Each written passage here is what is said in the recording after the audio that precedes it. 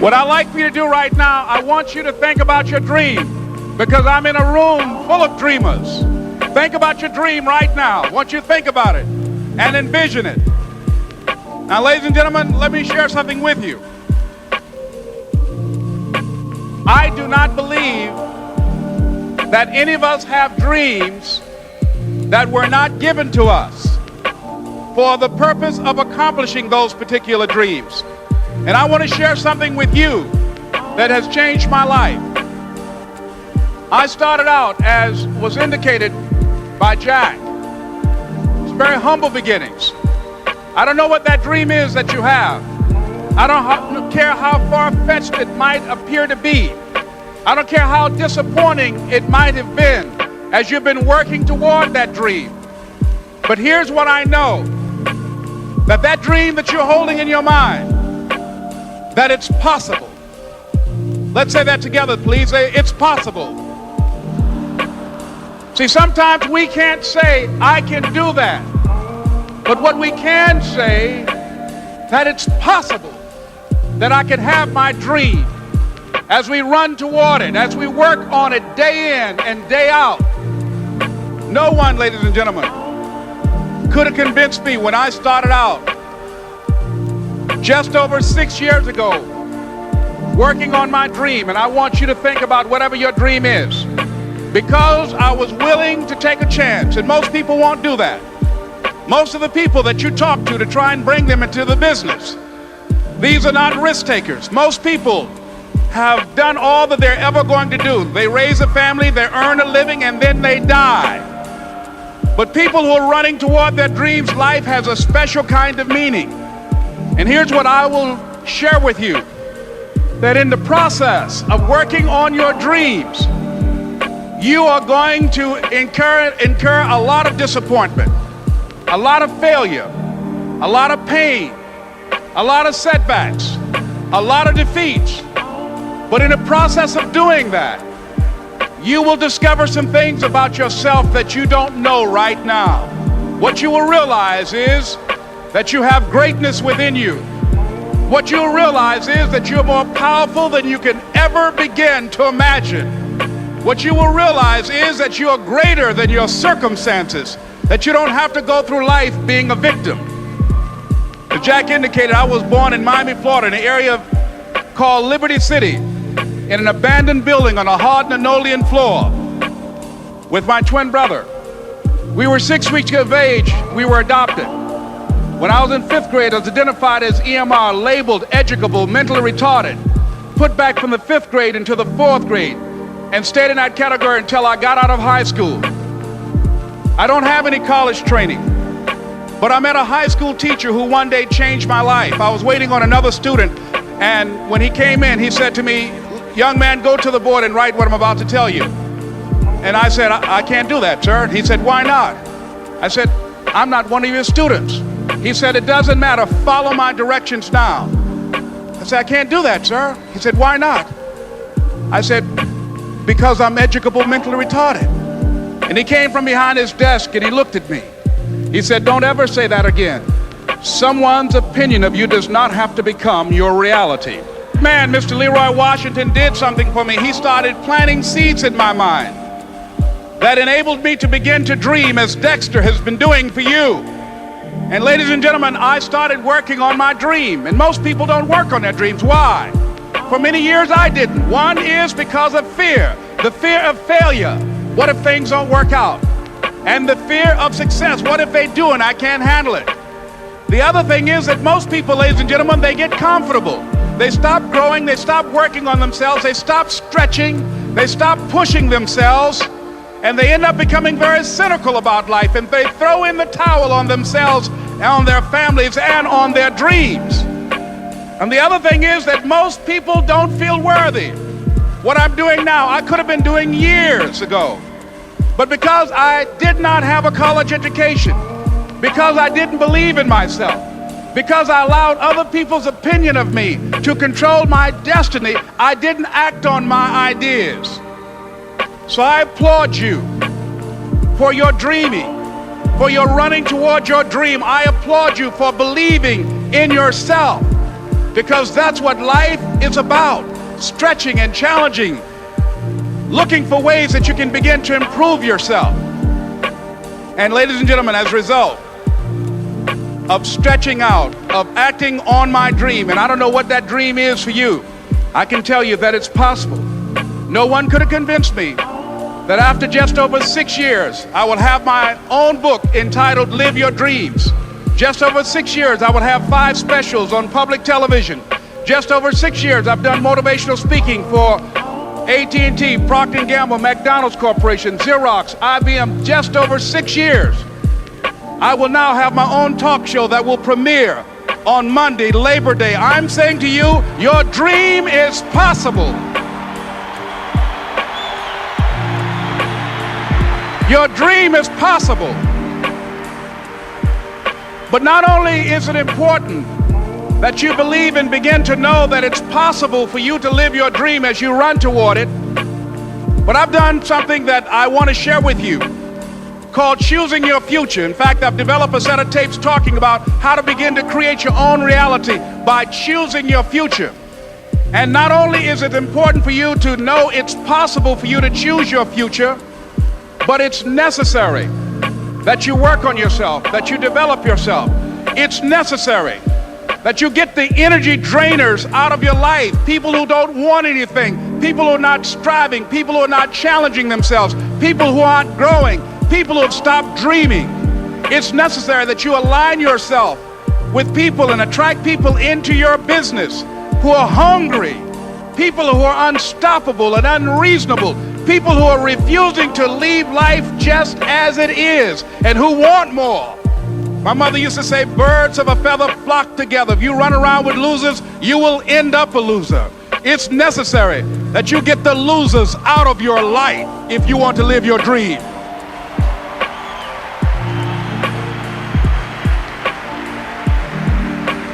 It's necessary to know that everybody won't see it, that everybody won't join you, that everybody won't have the vision. It's necessary to know that a lot of people like to complain, but they don't want to do anything about their situation, that you are an uncommon breed.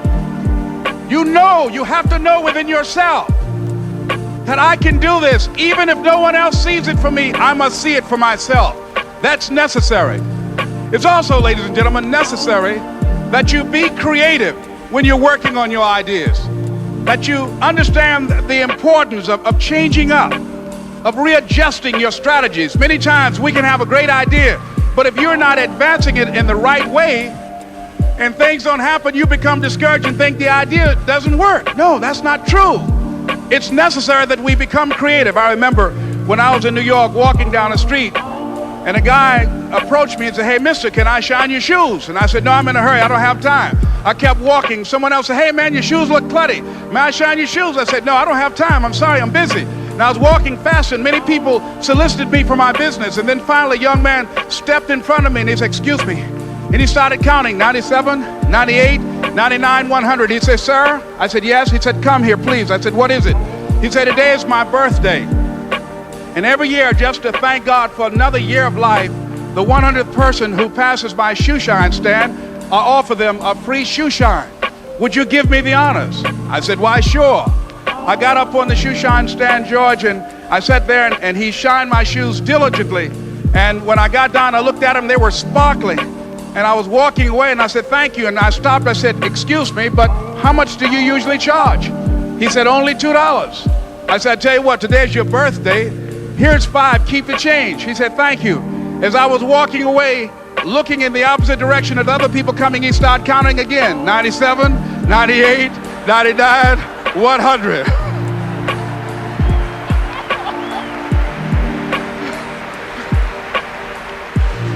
It's necessary that you be flexible, that you are always thinking of how can I improve this better. This is a customer-driven economy. It's necessary for you to always explore various ways in which you can improve the quality of service that you're providing for the people in your organization. I remember something, a major company had talked about the extra value service they were providing for their customers. And the lady who had the news conference summarized it this way. She said, "It's not our intention to satisfy our customers or to please our customers. Our intention is to amaze them. It's necessary, if you're going to compete today, that you look for ways to amaze your customers by being one of those individuals that keep your commitments, that keep your word, that's relentless. It's necessary as you work with the people that you bring into your organization, that they see that you are a good example of a person to work with, because you model integrity and determination and ambition and truth and honesty and the way in which you conduct business. The next step is, that is you. That is you. That no one can do it for you but you. And even though you face disappointments, even though you will experience some setbacks, it goes with the territory. You must understand that. I remember I was playing a game with my 9-year-old son, John Leslie, and I beat him 10 straight games in a game called Connect 4. And finally, I said, John Leslie, I'm bored. I don't want to play you anymore. And I got up. I said, I'm ready to go to sleep now. And repeat out to me, please. Let's say this together. It's not over until I win. John Leslie said, no, you can't go now, Dad. I said, why? He said, it's not over until I win. That was his attitude. We sat down and we played several other games. And finally, after the 11th game, John Leslie won, and he got up and he yawned. And he said, I'm ready to go to sleep now. And I'm saying to you, what if all of us took that attitude after we face a rejection and a no, or we have a meeting and no one shows up, or somebody say, you can count on me, and they don't come through? What if we have that kind of attitude? The car's repossessed. Nobody believes in you. You've lost again and again and again. The lights are cut off, but you're still looking at your dream, reviewing it every day, and say to yourself, it's not over until I win. Life will yield to you. Now here's the next step. Repeat after me, please. It's possible. I can live my dream. It's necessary. I work on myself. Surround myself with winners. Become creative.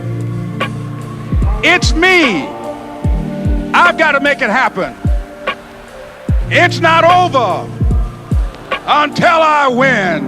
The next thing that's important to know, yes, it's possible that you can choose your future and direct the course of your life as you run toward your dream. It's necessary that you have goals, that you write those goals down, that you plan, that you think constantly of how you can begin to improve what it is that you're doing. If it's your presentations, if it's your recruiting skills, whatever that is, it's also necessary that you look for ways to always find a way to pull it out when everybody else thinks that you're defeated.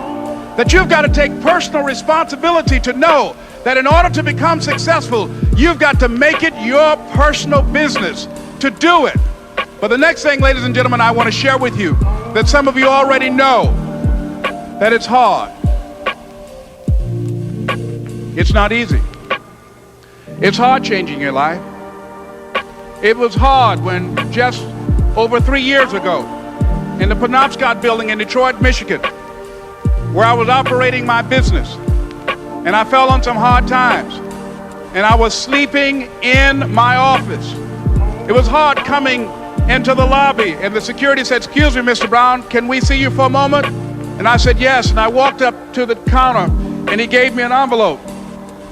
And he said, would you mind reading it here? And I opened the envelope, and the envelope was from management that said, this is an office tower. It's not a hotel. Please do not sleep in your office. And I said, excuse me, sir. I said, I just work long hours in creating my business. I'm an entrepreneur. And right now things are bad for me, but they're not going to be this way always. And I just asked for the opportunity to continue to operate like I'm doing. I'm not trying to make this my home. And it was hard coming through the lobby. And sometimes they would laugh. There's a guy talking about becoming successful. And look at him. He's bathing in the bathroom upstairs on the 21st floor. He sleeps on the floor. Him and 2 other dreamers up there. Look at him. It was hard, ladies and gentlemen, coming to speak to people and I was facing financial difficulties in my own life. I was behind on my bills and my dreams, and I'm saying to them, you can live your dream. It was hard, ladies and gentlemen. It was very difficult to pick myself up each day believing that I could do it. There were times that I doubted myself. I said, God, why is this happening to me? I'm just trying to take care of my children and my mother. I'm not trying to steal or rob from anybody. Why did this have to happen to me? It was very hard. And here's what I want to say to you. For those of you that have experienced some hardships, don't give up on your dream. No one could have convinced me by holding on, by continuing to push forward, by continuing to run toward my dream, that one day I would have my own talk show. It's a long shot, ladies and gentlemen, from Liberty City, an abandoned building on a floor, never knowing my mother or father. It's a long shot. Being here with you today in this dome in Atlanta, it's a long shot. No college training, labeled educable, mentally retarded, but I kept running toward my dream. Don't stop. Don't stop. Don't stop running toward your dream.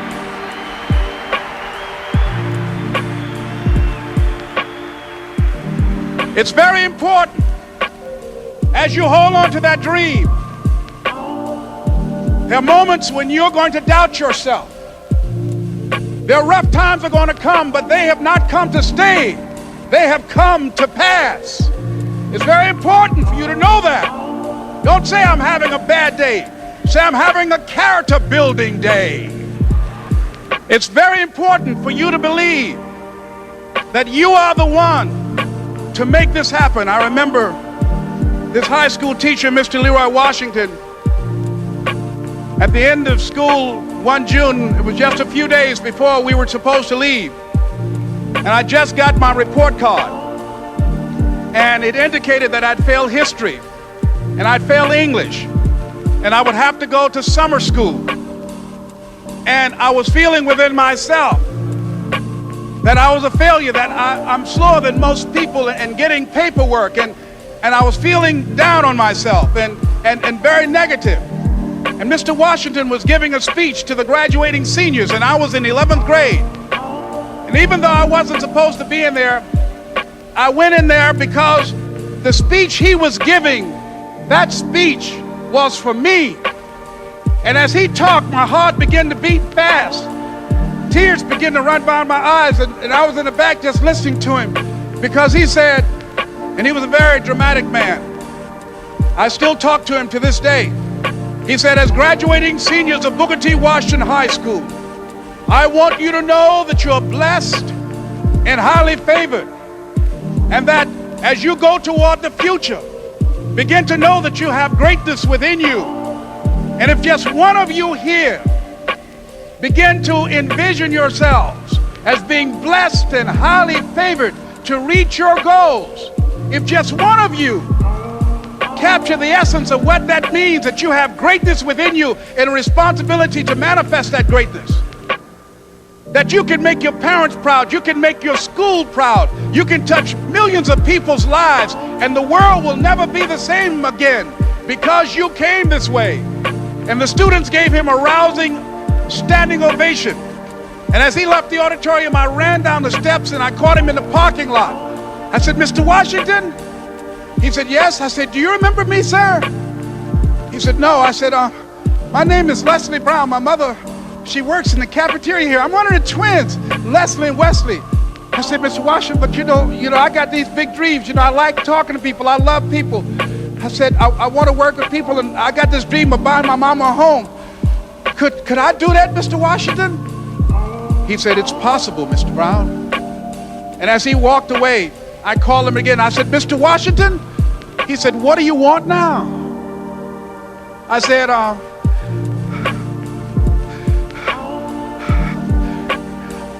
the one, sir. I said, I'm the one. You remember me, sir. I'm Miss Mamie Brown's boy. I'm the one. I'm the one.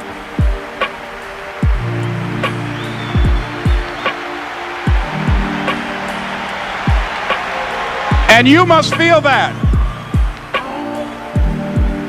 why you're here, because you are the one. And I remember when PBS first played one of my specials called You Deserve, one Sunday afternoon in Miami, Florida. I had some friends call him to tell him to tune in. And he watched the program. He called me in Detroit, and I answered the phone. I said, hello. He said, may I speak to Les Brown, please? I said, who's calling? He said, you know who this is. I said, oh, Mr. Washington, it's you. He said, you were the one, weren't you? I said, yes, sir. He said, and you were so crazy. I said, I know, but I'm rich now.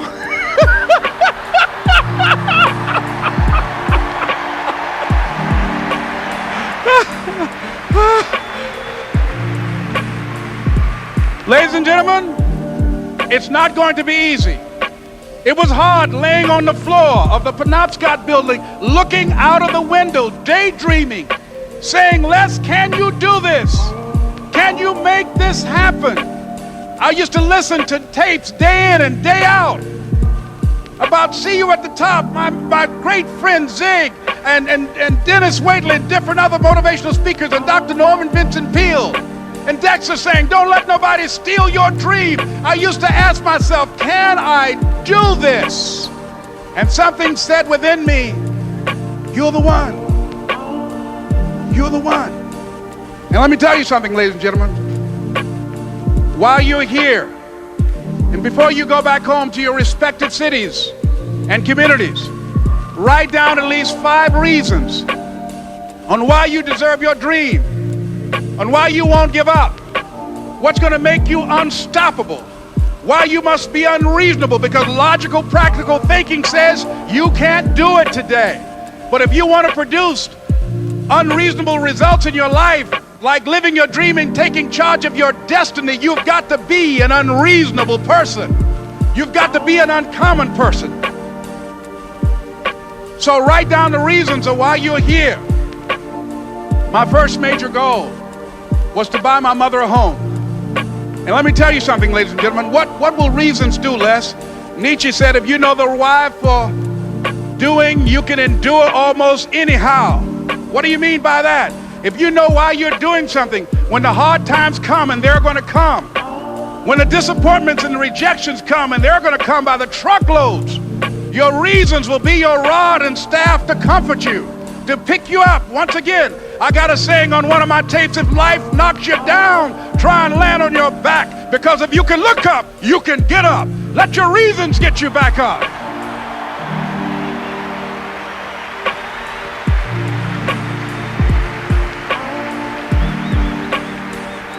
I remember when I bought the home for my mother, and she came out of the car. When I opened the door, I said, Mom, I think I know these people in this house. That was my first major goal. And then I couldn't conceal it anymore. I said, Mom, I got this for you. And as she went from room to room, looking at the house and saying, thank you, Jesus. Thank you, Lord. No one ever could have convinced me that this could have happened to me. And she looked at me and she said, Leslie, and you caused me so much problems as a boy. You were always into stuff. She said, no one could have convinced me that day when I walked in that house and this lady was holding you and your brother. And she said, ma'am, I want you to promise me 2 things. And she said, what is it? She says, 1, promise me that you won't separate them. She said, I want them raised together. I want them to know each other. I got pregnant while my husband was away in the war, and I can't keep them. Promise me that you won't separate them. She said, I promise I won't. I've never had children. I promise I won't separate them. And she said, promise me that you'll never tell them about who I am, because if my husband ever found out, he would kill me. She said, I promise. And she said that she gave them to us, and she kind of cried, and she was walking out the door, and she looked at my adopted mother. She said, remember, don't you separate them. She said, I swear to God, I won't separate them. I'll keep them together. And she said, as I held y'all in my arms, I never had any children of my own. I didn't know how I was going to do it, but I knew with the help of God, I will do it. And ladies and gentlemen, My mother had a dream of having children and raising us. She didn't know how she was going to do it. You're going to be just like that. And some of you are already there. Well, you don't know how you're going to make this happen, but you just feel within yourself some way, somehow, with the help of God, I'm going to make it happen. Repeat after me, please. No matter how bad it is or how bad it gets, I'm going to make it. I'm going to make it. Shake somebody's hand on your right and left and say, you got the right stuff.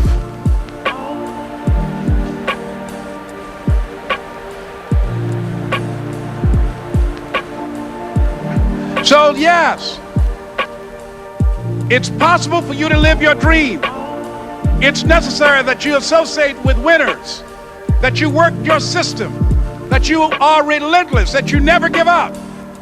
It's you. You've got to take personal responsibility. You've got to make it your personal business to make it happen. And you've got to resolve within yourself that I can do this, that it's hard, but you've got to say, I'm the one. I'm the one to make this happen. I'm the one to become successful in this business. As you work to help other people to become successful, that feeds your success. But you know it's going to be hard, but find out what will make it worth it for you. I told Mr. Washington I wanted to become a disc jockey. Someone asked me to tell this story. And he said, Les Brown, he said, if you want to do anything worthwhile in life, you've got to be hungry. And so I started working to develop myself. He said, I want you to practice every day being a disc jockey. I said, but I don't have any job now. He said, it doesn't matter. He said that it's better to be prepared for an opportunity and not have one than to have an opportunity and not be prepared. So every day I was working to develop myself. And that's what you must do. And as I was working to develop myself, I applied for a job as a disc jockey, WMBM on Miami Beach. I went to a guy named Milton Butterball. I said, how you doing, Mr. Butterball? I'd like to get a job as a disc jockey. He looked at me, he said, you have any broadcast background? I said, no, sir, I don't. You have any journalism background? I said, no, sir, I don't. He said, we don't have any jobs available. I said, yes, sir. I went back to Mr. Washington and I told him, he said, don't take it personally. He said, most people are so negative, they will have to say no 7 times before they say yes. He said, go back again. So I went back again. I said, how you doing, Mr. Butterball? My name is Les Brown. He said, I know what your name is. What do you want? I said, I'd like to know whether or not you have any jobs as a disc jockey, sir. He said, didn't I just tell you yesterday we didn't have any jobs? I said, yes, sir, but I know whether or not somebody got laid off or somebody was fired, sir. He said, no one was laid off or fired. Now get on out of here. I came back the next day. Hello, Mr. Butterball. How are you? He said, fine. What do you want now? I said, I'd like to know whether or not you got any jobs, sir. Didn't I tell you the last 2 days we didn't have any jobs? I said, yes, sir, but I don't know whether or not somebody got sick or somebody died, sir. He said, no one got sick or died. Now don't come back here and throw me out again. I came back the next day like I was seeing you for the first time. I said, hello, Mr. Butterball, how are you? He looked at me with rage. He said, go get me some coffee. I said, yes, sir. And I went to get him some coffee. After a while, I would get their lunch and dinner, and I would go in the control rooms and take the disc jockeys their food, and I would not leave until they would ask me to leave. Then they started trusting me to pick up entertainers that came to town. Entertainers like the Four Tops and the Temptations and Donna Ross and the Supremes. I would drive them all over Miami Beach in the disc jockeys' big long Cadillacs. I didn't have any driver's license, but I was driving like I had some.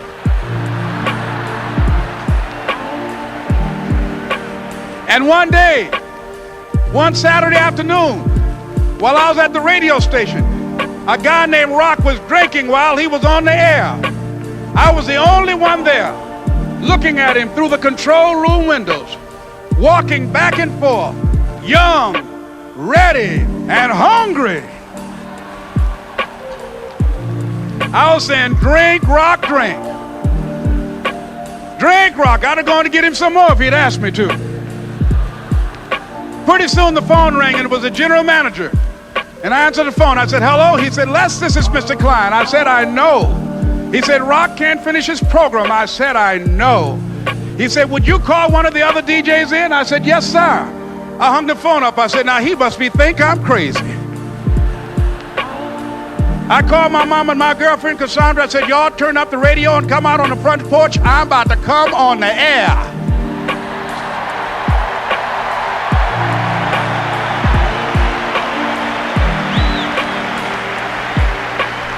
I waited for about 20 minutes. And I called him back. I said, Mr. Klein, I can't find nobody. He said, young boy, do you know how to work the controls? I said, yes, sir. He said, go in there and don't say nothing here. I said, yes, sir. I couldn't wait to get behind those controls. I put on an old Stevie Wonder record called Fingertips. I sat down behind that turntable. I said, look out, this is me, LB, Triple P. Les Brown, your platter playing Papa. There were none before me and there will be none after me. Therefore, that makes me the one and only. Young and single and love to mingle, certified, bona fide, indubitably qualified to bring you satisfaction, a whole lot of action. Look out, baby, I'm your love man. I was hungry. I was hungry. You gotta be hungry.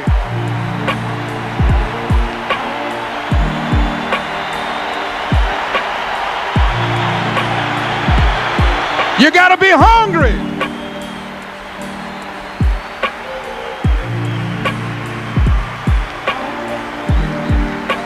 So, ladies and gentlemen, if you want to make your dream become reality, the people that are running at their dreams know that it's possible that you can live your dream, that it's necessary, that you're relentless, that you have a plan of action, that you are creative.